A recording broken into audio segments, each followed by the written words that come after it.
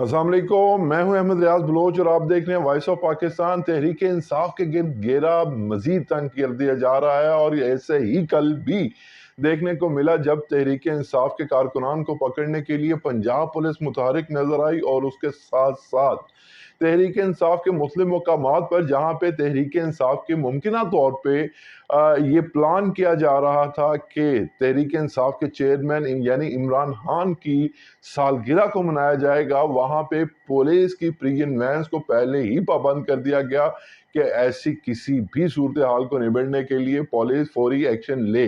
अब हुआ क्या कि कल के दिन उस्मान डार की जो स्टेटमेंट थी वो सारा दिन मौजूद बहस बनी रही और सारा दिन मुख्तलिफ टॉक शोज में और मुख्तलिफ खबरों में उसी ही का एक चर्चा देखने को मिला। लेकिन आज के दिन की खास डेवलपमेंट शाम गए से जो कि 1 सितंबर से लापता सदाकत अली अब्बासी जो कि तहरीक इंसाफ के एक बहुत बड़ा नाम है और तहरीक इंसाफ के रहनुमा हैं,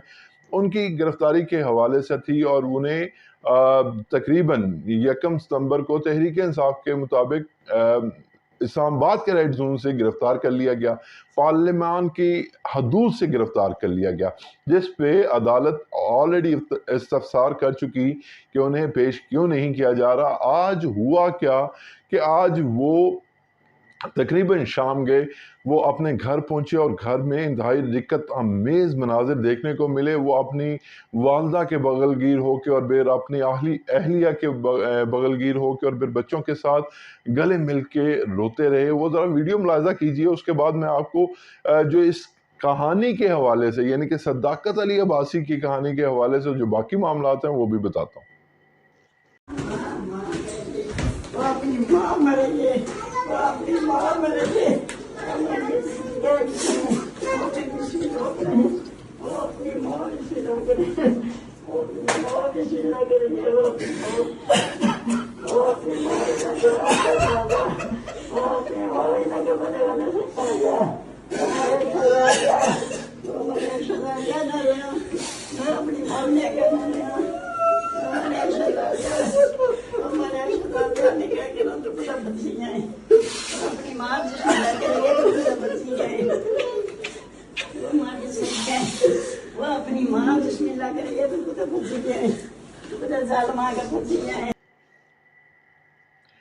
जी जनाब, आपने देखा ये बहुत ही दिक्कत अमेज मनाजिर है और पता नहीं ये इतना जिगरा कौन ले आता है कि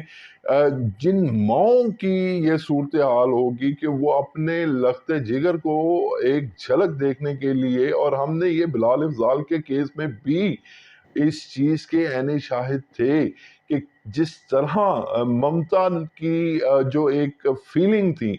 वो किस तरह से मुतासिर हुई और किस तरह से मतलब जो है इस मामलात को माँ अपने ताई बर्दाश्त कर सकती है, वो समझ से बालातर है। और फिर हौसला है उन जवानों का और उन लोगों का जो इन सब के बावजूद भी ऐसा करने से पीछे नहीं हटते। लेकिन हुआ क्या कि इनका जैसे उस्मान डार का इंटरव्यू कामरान शाहिद ने किया और उसके बाद उस इंटरव्यू को नशर कर दिया गया। इसी तरह ही ये आदिल शाह ज़ेब हैं एक डॉन न्यूज़ के एंकर, उनने ये जिम्मेदारी मिली और उन्हें कहा गया कि ये आप करें।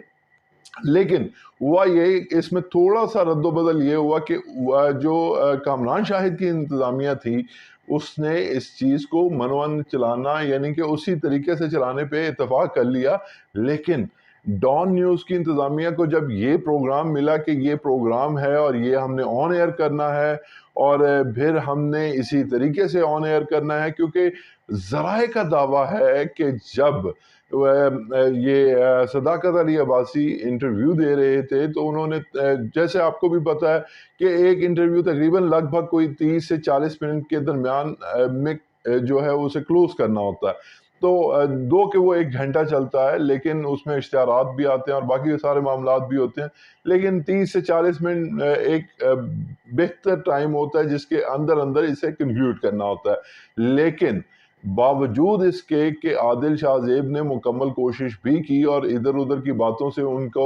हौसला देने की भी कोशिश की, सदाकत अली अब्बासी हौसले में नज़र नहीं आए और ना ही وہ 15 منٹ سے زیادہ بات کر پائے. مسلسل ان کے چہرے پر دباؤ جو ہے وہ آیا تھا، اور ان کے چہرے کے ساتھ ساتھ ان کی باڈی لینگویج بھی بہت ڈاؤن تھی، جسے میک اپ آرٹسٹ نے بہت بہتر بنانے کی کوشش کی لیکن وہ نہیں بن سکی. خیر، جب وہ کنکلوڈ ہو گیا انٹرویو، اور جب اسے آن ایئر کرنے کی باری آئی، پرمیشنز کی باری آئی، تو آڈیٹوریل جو سٹاف ہے ڈان نیوز کا، ذرائع کے مطابق انہوں نے باقاعدہ طور پہ اپنے استعفے پیش کر دیے، اور یہ کہا کہ اگر یہ ایسے ہی انٹرویو چلا، یا اگر ان کا انٹرویو ایسے چلا، تو ہم یقینی طور پہ اپنے استعفے یہاں پہ دے دیں گے، اور ہم یہاں پہ مزید کام نہیں کریں گے. کیونکہ ان کا خیال تھا کہ یہ پلانٹڈ انٹرویو ہے، اور یہ کسی زور زبردستی میں دلوایا جا رہا ہے، جس کی وجہ سے